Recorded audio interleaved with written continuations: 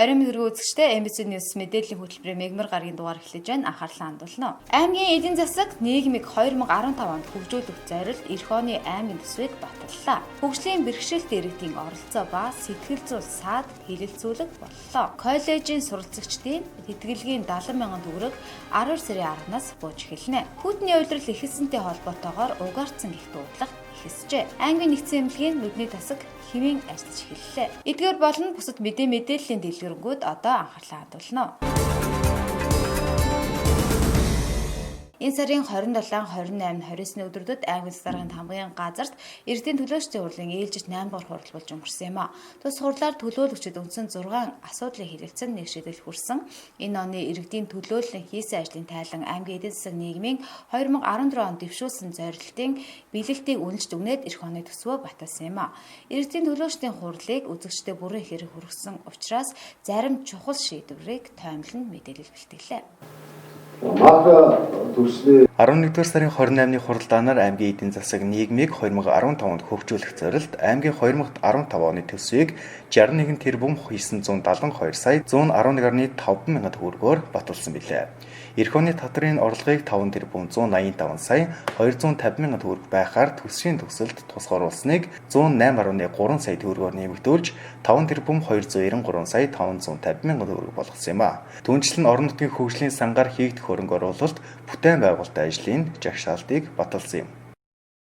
2014 он 2015 он бол ерөнхийдөө төсвийн хөнсөн төсвийг багассан, төсвийн орлого багассан ийм хэмнэлтийн гормоор ажиллах ийм жилд хөрөнгө оруулалт бүтээн байгуулалтынхаа ажлыг бол зохицуулж ажиллах ийм шаардлага гарч байгаа учраас энэтэй холбоотой нэлийн шийдвэрүүд гарлаа. 2014 оны төсвийн гүйцэтгэл багассантай холбоотойгоор бас орон нутгийн төсөвд тодтгол хийж орон нутгийн төсвийн байгууллагууд орон нутгийн хөгжлийн сангийн хөрөнгө оруулалтанд бол тодорхой хэмжээний тодтгол хийж хөрөнгийг багасгаж зарим ажлууд нь бол бас хасагдсан. Үүний үнэхээр ард иргэд онц шаардлагатай ажлуудыг бол 2015 онд бас дамжуулан хийхээр бас зорилтондоо тусгаад явж байгаамаа. 2015 оны орон нутгийн хөгжлийн сангаар хийгдэх ажлын аймагт хуваарлагдсан мөнгөний дийлэнх нь бол бид нэр өнгөрсөн жил концессийн гэрээгээр ажил үйлчлэгийг эхлүүлсэн байж байгаа. Аймгийн хурал анх удаага концессийн гэрээгээр онц шаардлагатай иргэд ард түмэн шаардлагатай ажлуудыг урьдчилан санхүүжүүлээд бас дараагийнхаа хурлаар тодорхой нөөцөө бол тийшээ шилжүүлэх ийм ажлыг эхлүүлсэн 2.2 тэрбум төгрөгийг тийшээ хуваарлсан байж байгаамаа. Дийлэнхийн гэсэн үгээрээс аймгийн мэдлийн. За энэ юу юм бэ гэхээр зэрэг цэнгэлдэх хүрээлэн байж байгаа. Цэнгэлдэх хүрээлэнд бол 1.5 тэрбум орчим төгрөгийг мөн 700 сая төгрөгийг бол бас энэ шинэ дулааны их үсрүүсэнтэй холбоотойгоор хэрэглэгчдийг нэмж холбох шугам төлжөөний шинжилэл хийх энэ чиглэлд урьдчилж бид нэр мөнгө зарцуулахаа шийдвэр гаргасан тэндээ бол бас хуваарлсан юм аа. Ингэснээрээ бол бид нэр хэрвээ 2015 онд хийнэ гэд хүлээгчсэн бол энэ шинэ дулааны их үсрийн ач тусыг бол ард иргэд нь үзэхгүй бас нэг жилээр хоошлох байсан. Одоо бүгдээрээ ач тус шин үзээд өдөр бүхэн халуун усанд ороод өдөр бүхэн дулаан сайхан байранд салахгүй байсан зарим 2 дугаар жилийн сургууль гэх мэт томоохон объектууд бол бас дулаан орчин бүрдэж ингэж ажиллаж байгаа нь бас аймгийн хурал засаг даргын тамирын газрын бас бодлогын зөв чиглэлээ гэж бид нар хурлаас өгч дүгнсэн юм аа. Дүншлэн энэ удаагийн хурлын онцлог сэдв аймгийн газар зохион байгуулалтын ерөнхий төлөвлөгөө хийгээд газрыг эдийн засгийн эргэлтэнд оруулах асуудал хилцэн батлагдсан байна. Аймгийн газар зохион байгуулалтын ерөнхий төлөвлөгөө гэдэг юмыг хийсэн. Ер нь ямар ч төсөл хөтөлбөр цаашдаа төлөвлөлтийг хийхэд бол аймгийн газар зохион байгуулалтын ерөнхий төлөвлөгөө зайлшгүй шаардлагатай байдаг. Худаг усаа хаашаа гаргах уу? Бэлчээрээ яаж ашиглах уу? За хотоо яаж төлөвлөх үү? Сум орон нутгийнхаа хот, суурин газруудыг тэлэх үү, хунах уу? Ашигт малтамлаа хаана аль чиглэлдээ ямар бодлогоо барьж ажиллах уу? Гэх мэтлэнгээр ерөөсөө л аймгийн бүхий л эдийн засгийн нийгмийг хөгжүүлэх асуудал газартай холбогдсон байдаг. За энэ газартай холбоотой асуудлыг төлөвлөхөд зайлшгүй аймгийн газар зохион байгуулалтын ерөнхий төлөвлөгөө гэж юм хэрэгтэй байдаг. За энэ төлөвлөгөөг өнгөрсөн жил бид нар 95 сая төгрөг өгөөд худалдан авах ажиллагааны газраас бол тендер зарлаад газар дэлхий гэдэг Улаанбаатар хотын нэг компани, мэргэжлийн компани авч хийгээд сая аймгийн хурлаар оруулж газар зохион байгуулалтын ерөнхий төлөвийг хэлэлцүүлж батлуулсан. За ингэснээрээ цаашаа бид нар бол аль чиглэлээр наривчилсан төлөвлөгөөгөө боловсруулад явах вэ гэдэг нь бол тодорхой болж байгаа.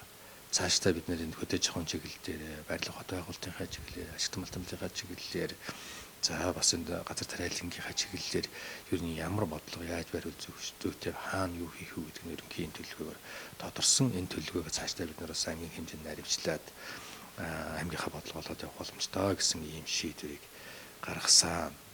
За тэрнээс гадна бас ер нь одоо 2015 онд бидний гол барих бодлого бол ерөөсө газрыг эдийн засгийн эрхлэлтэнд оруулъя гэсэн ийм одоо бодлогыг бас гаргаж ирж нэлээд одоо томоохон бараг газар тариалан эрхлэх боломжтой 500 орчим га газрыг иргэдэд хөдөлгөөн өмчлөх замаар өмчлүүлэх. За мөн хар замын дагуух тариалан сумын нутгаар байгаа тодорхой хэмжээний газруудыг одоо газрын хуулийн хүрээнд нь бол иргэдэд эзэмшүүлэх, өмчлүүлэх ийм ажлуудыг зохион байгуулахаар ерөнхийдөө шийдвэрлэлээ. Ер нь газрын зохион байгуулалтын төлөвлөгөөн дээр бол асуудлыг нарийн тусахгүйгээр бол цаашдаа явахгүй маа. Ер нь бид иргэдтэй газар оргож өмчтэй болгож иргэд маань эргээд тэр өмч хөрөнгөө барьцаалж болов тийм ээ бизнесээ явуулах юм боломжтой гэсэн энэ газрын шинжилгээний бодлогыг бас нэлээд эхлүүлсэн ийм хурл болж өнгөрлөө.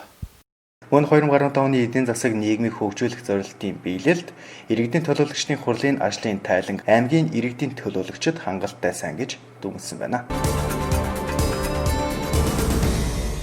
Жил бүрийн 10 дугаар сарын 3-ыг хөгжлийн бэрхшээлтэй иргэний олон улсын өдөр болгон тэмдэглэж өнгөрүүлдэг. Энэ өдрийг өгтөн аймгийн засаг даргын тамгын газар нийгмийн халамж үйлчлэгээний хилцээс хөгжлийн бэрхшээлтэй иргэдийн оролцоо хэлэлцүүлгийг зохион байгуулж 2015 онд хийх ажлын төлөвлөгөөг гарган аймаг орон нутгийн шат шатны байгууллагуудад танилцуулах юм байна. Тус хэлцүүлгээр аймаг орон нутгийн зүгээс болон улсын хэмжээнд хөгжлийн бэрхшээлтэй иргэдэд чиглэсэн ажлын тайлан болон цаашид хөгжлийн бэрхшээлтэй иргэдэд тулгымцсан асуудлыг ярилцсан аймаг орон нутгийн удирдлагуудад танилцуулан хийх ажлын төлөвлөгөөг батлах зорилготой юм байна. Энэ хэлцүүлэгт аймгийн агентлаг хилцээ ажилчид оролцож байгаа бөгөөд цаашид байгууллагынхаа зүгээс хийх ажлыг ярилцаж байгаа юм. За жил бүрийн 12 дугаар сарын 3-нд бол дэлхийн хөгжлийн бэрхшээлтэй одоо иргэдийн өдрийг тэмдэглэн өнгөрөөдөг. Энэ хүрээнд бол аймгийн иргэний танхимаас жил бүр одоо хөгжлийн бэрхшээлтэй иргэдийнхаа дунд хэлэлцүүлэг, уулзалт, ярилцлагыг зохион байгуулдаг байгаа. За өнгөрсөн жилийн хувьд бол 11 дугаар сарын 29-нд зохион байгуулсан. Ингэхдээ аймгийн иргэдийн төлөөлөгчдийн хуралдахаас өмнө зохион байгуулж тэр хэлэлцүүлэг дээр хэлэлцсэн асуудлууд маань тодорхой үр дүнд хүрснийг бол одоо хөгжлийн бэрхшээлтэй иргэд маань цаашаа хэлж байгаа туг. Өнөөдөр бол за бид тодорхой үр дүнд хүрчээ. Тэгвэл 2015 онд хэрхэн ажиллах юм бэ гэдэг зүйлээ бас тэмдэглэн хэлэлцэж байна. За хөгжлийн бэрхшээлтэй иргэдийн одоо бол бид ямар асуудлыг ямар арга замаар хэлэлцэж байна гэвэл эхлээд хөгжлийн бэрхшээлтэй иргэдийнхээ өмнө нийтлэг тулгарч байгаа асуудлуудаа жагсаагаад 4 баг болгоод жагсааж байна. Дараа нь болохоор тэр тулгамж байгаа асуудлуудыг эренблээд за яг энэ тавыг л 2015 онд төр захиргааны байгууллагуудтайгаа хамтран ажиллаж хэрэгжүүлье гэсэн зүйлийг гаргаж ирнэ. Тэр одоо 5 зүйл дээрээ одоо ингэж ажиллая гэдгээ хэлэлцэж, тохиролцож одоо зөвшөлдөж авах юм байгаа. Түүнээс гадна одоо хилцүүлгийн дараа бол хөгжлийн бэрхшээлтэй иргэдийн хөдөлмөр эрхлэлт нь ямар байсан, соёл урлаг нь ямар байсан, спорт нь ямар байсан гэдэг энэ асуудлуудаар 4 асуудлаар бол одоо хөгжлийн бэрхшээлтэй иргэдийн байгууллагууд өөрснөө мэдээлэл хийгээд тэгээд нээлттэй уулзалт ярилцлага болох юм байнамаа. 2014 онд хөгжлийн бэрхшээлтэй иргэдийн өмнө тулгардаг асуудлуудыг шийдвэрлэх зорилготой олон асуудлуудыг шийдвэрлэжээ. Жишээлбэл 1833 иргэнд тэтгэврт зориулан 218 сая төгрөг, 1152 иргэнд хөнгөлөлт тусламж үйлчилгээнд зориулан 218 сая төгрөг, аймгийн орон нутгийн хөгжлийн сангаас 70 сая төгрөгийн санхүүжилт гаргана, нийгмийн халамж үйлчилгээний хилцээний хуучин байрыг хөгжлийн бэрхшээлтэй иргэдэд зориулан засварлаа өгчээ. Түншлэн хөгжлийн бэрхшээлтэй иргэдийн танхим, нийгмийн халамж үйлчилгээний хилцээс нээр ажиллуулж 500 гаруй иргэнд мэдээлэл, хууль зүйн зөвлөгөө өгөхөөс гадна сурвалж сурталчилгааг зохион байгуулсан байна. Энэ онд аймаг орон нутгийн зүгээс хөгжлийн бэрхшээлтэй иргэдэд зориулан 20 гаруй ажлыг зохион байгуулжээ. Эх онд хөгжлийн бэрхшээлтэй хүмүүст чиглэсэн ажлуудыг хийх гинэ. За хөгжлийн бэрхшээлтэй хүүхдийн одоо эрүүл мэнд боловсрол нийгэм хамгааллыг асуудлыг шийдвэрлэдэг ийм салбар комисс аймгийн засаг даргын захирамжаар байгуулсан. Энэ комиссийг одоо миний бие ахалж энэ комиссийн бүрэлдэхүүнд одоо эрүүл мэндийн чиглэлийн хүүхдийн эмчнэр, засан сэргээх чиглэлийн эмчнэр, мэдрэлийн эмчнэр, за тэгээд боловсрол, нийгэм хамгаалал, хөдөлмөр эрхлэлтийн чиглэлийн хүмүүсийн комисс хамрагдаж байгаа. Иргэн нийгмийн байгууллагаас оролцож байгаа. Энэ комиссар бол одоо цаашдаа хөгжлийн бэрхшээлтэй хүүхдийн хөгжлийн бэрхшээлийг тодорхойлохоос гадна тэднийг эрүүл мэндийн зас нөхөн сэргээн засах үйлчлэгэнд хамруулна, боловсролд хамруулах ажил, нийгмийн халамж үзүүлэх үйлчлэгээ гэх юм одоо нэгдсэн бодлогоор удирдах юм аймгийн салбар комиссийг засаг дарга захирамжаараа байгуулж аймгийн нийгмийн хөгжлийн хэлтс дээр ажиллуулахаар болсон 1 сарын 1-ээс энд ажиллана. Ийм одоо байдлаар хөгжлийн бэрхшээлтэй иргэдийн чиглэлээр бид бол нэг 20-од чиглэлийн ажил үйлчлэгээг бол зохион байгуулж хийсэн дүнтэй байдаг. За 15 онд бол бид энэ ажлынхаа улам одоо тоо хэмжээг нэмэгдүүлэх, чанар чансааг өргөжүүлэх, оролцоог нэмэгдүүлэх, хөгжлийн бэрхшээлтэй күн бүрт гөрчүүлжлэх боломжийг аль болох хангах, за хөгжлийн бэрхшээлтэй иргэдэд байгуулах, хамт олон иргэн айл өрхийн удирдлага зохион байгуулалтын бүх оролцоог жигд анхаарч ажиллана. Хүмүүд одоо жигд байгууллагын жигд оролцох юм бол энэ зорилттой бүлгийн хөгжлийн бэрхшээлтэй гэсэн нэг цөөн тооны 30000 гаруй хүн байгаа. Энэ 30000 гаруй хүнийг бол одоо нэгээс дуушгүй тэр хүмүүст одоо үйлчлэгээ хөрөн болцоо байгаа гэж харж байгаа. Ийм учраас 15 онд бид бол хөгжлийн бэрхшээлтэй иргэдэд бүх нийтийн оролцоог хангах чиглэлд нь анхаарч ажилланаа. Төрийн ба төрийн бус байгууллага, хувийн гишүүл, тэгээд иргэн аж ахуй нэгжээс ахуулаад бүх одоо байгууллагын энэ хөгжлийн бэрхшээлтэй иргэний зовлон зүдгүүрийг амьдрах нөхцөлийг ойлгодог, дэмждэг бүхний оролцоог илүү хандуулна гэсэн юм зорилгыг дэвшүүлж байгаа. Ихэнх хөгжлийн бэрхшээлт иргэд нийгмийн амьдралаас ангид байдаг гэж хэлэхэд хэлцдэхгүй. Тиймээс энэ хүмүүсийг нийгмийн амьдрал татан оролцуулах, идэвхийг нь сайжруулах ажлын зохион байгуулах нь зүйтэй. Энэ утгаараа аймаг орон нутгийн зүгээс тэднэр чиглэсэн олон үйл ажиллагааг явуулж дэмжлэг тусалцаа үзүүлсээр байна. Цаашид эд материалын дэмжлэг тусалцаанаас илүү оюун дун хувь нэмэр оруулах олон ажлыг зохион байгуулах нь хэрэгтэй болов. Мэдээллийн хөтөлбөр үргэлжлэж байна. Манай телевизийн Болжино бушгүй нэвтрүүлгээр дамжуулан иргэд Улаангон политехник коллежид суралцагчдад сар бүр олгодог 70,000 төгрөг цагтаа буухгүй шалтгаангүй хасагдах тохиолдол гарсаар байна гэсэн гомдлыг хэлсэн юм а. Энэ гомдлын мөрөөр мэдээлэл бэлтгэсэн байна. Одоо хүргэе. Өчигдрийн манай Болжино бушгүй нэвтрүүлэгт Улаангон политехник коллежийн тэтгэлэг цагтаа буухгүй байна гэсэн гомдлын мөрөөр бид мэдээлэл бэлтгэсэн юм а. Улаангон политехник коллежийн удирдлагыг тайлбарлахдаа хагас жилээр хүүхдүүдэд төгсгөхтэй холбоотойгоор суралцагчдын тоо хэлбэлзэж багасах тохиолдолд хөдөлмөрийн яамнаас мөнгийг татаж авдаг гэж байна. Харин 9-р сард Улаангон политехник коллежид элсэн суралцагчдын тоо нэмэгддэг учраас тус сургуулийн зүгээс яамд суралцагчдын тоо мэдээллийг өгч удаашралтай шийдэгдэж ирснээс ийм асуудал үүссэн гэж байна. За манай оюутнууд бол суралцах хугацаанд 70,000 төгрөгийн тэтгэлэг сар бүхэн авч суралцдаг. Гэтэл энэ 9-р сараас эхлээд манай тэтгэлгийн хэмжээ гүйцэд орж ирээгүй ийм тохиолдлууд гарсан. Жишээлбэл одоо өнөөдрийн байдлаар 372-ээс 1021 гүгтээр орж ирж байгаа болохоор 351 гүгтийн тэтгэлэг сар бүхэн дутагдаж ингэж явж байгаа. За энэ асуудлаар бол 9-р сараас хөдөлмөрийн яамны санхүү хариуцсан мэргэжилтний ихтгэлмаа гэдгэнд бол бид нэр албан бичиг хөргүүлсэн. Гэсэн боловч энэ мөнгө одоо хүртэл орж ирээгүйгээс болоод эцгэгчүүд суралцагчид нэлээд бохимдчих шиг байна л да. Яагаад ингэж дут орж ирээд яг тэрийг бас ойлгочихгүй. За энэ бол сургуулийн нийт суралцагчдын тоог бол дунджаар гаргадаг. 2014 онд бол бид 1400 орчим хүүхэд байх ёстой гэд тоогоо өгсөн байдаг. Гэтэл одоо 6 сар төгсөлт болсны дараагаар хүүхдийн тоо цөөрнө. Тэр үед бол засгийн газар хөдөлмөрийн яамнаас бол шийдвэр гаргаад үлдэгдэл мөнгүүдэд татцсан.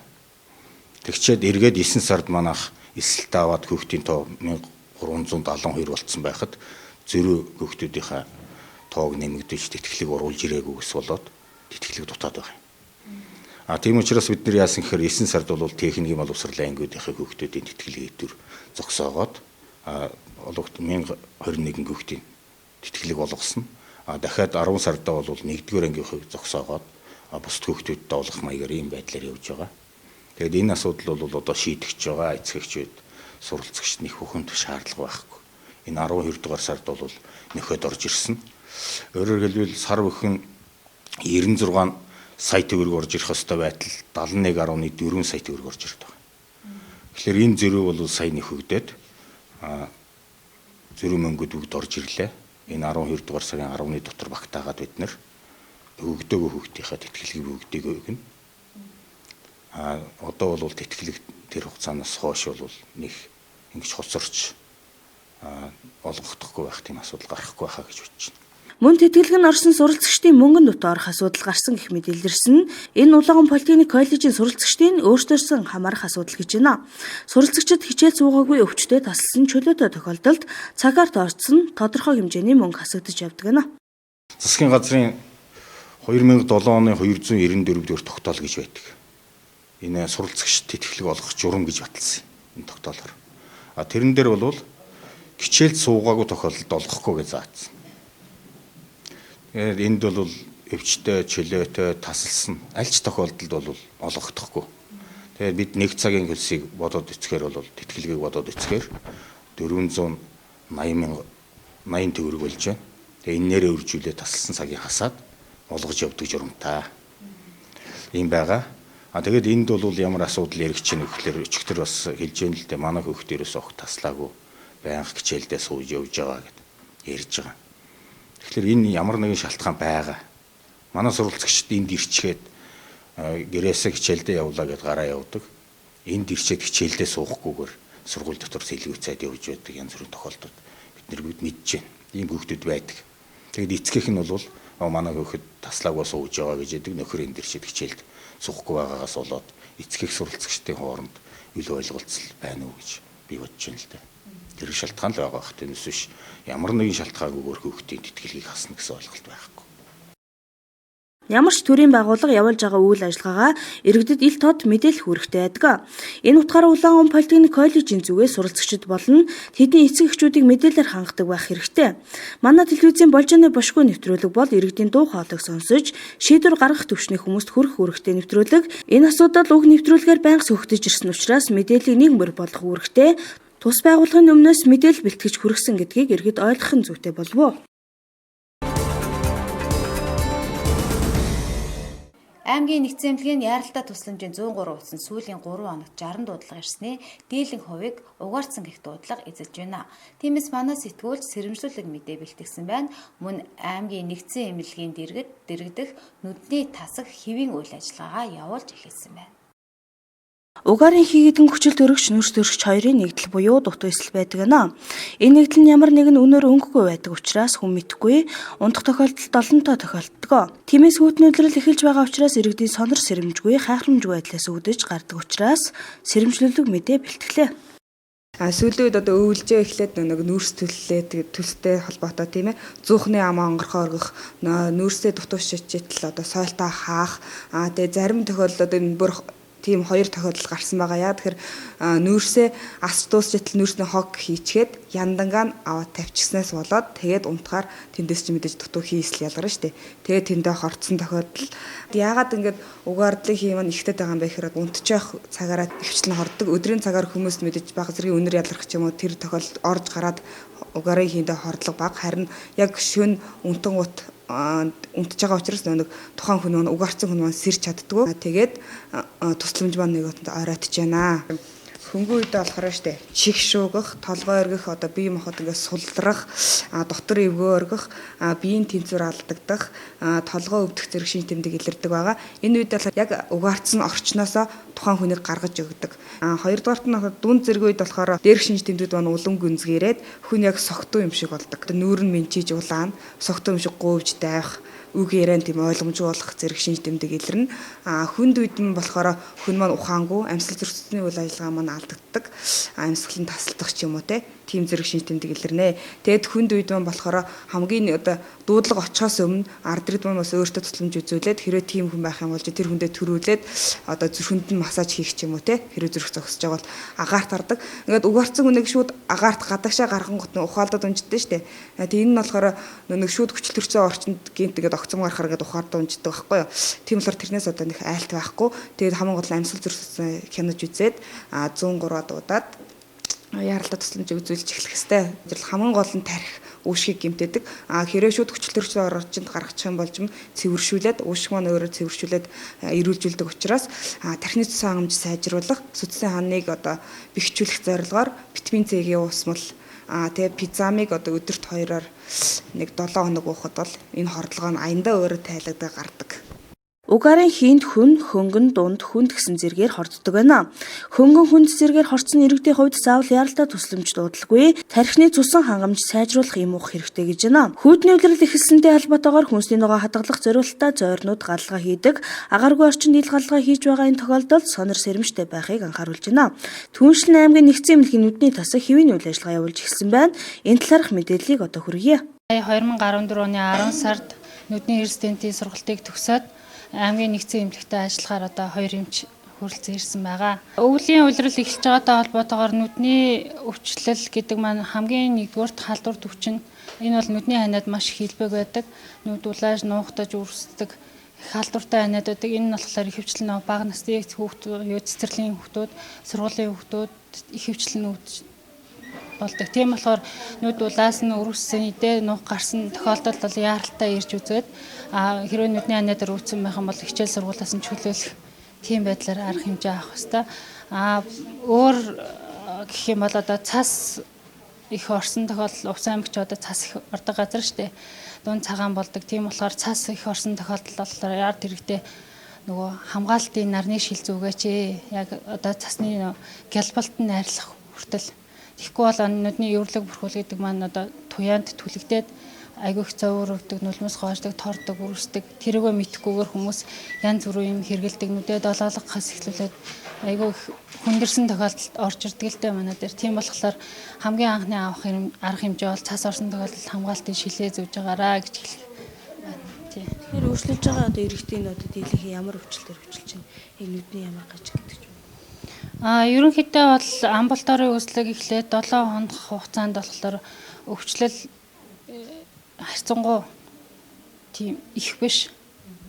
Гинти яаралтайгаар бол 2 хүн ирж хөвцсөн байгаа тасагт. Тэгээ бусад хүмүүс нь болохоор ерөнхийдөө нүдний өрсөлт өвчин, хуучин хяналтандаас нүдний даралт өвчнөөр ирж байгаа хүмүүс хөдөө орон нутгаас ирж үзүүлж байгаа тийм хүмүүс л байна. Нүдний эмчид үзүүлэхээр ирж байгаа хүмүүс маань юу вэ?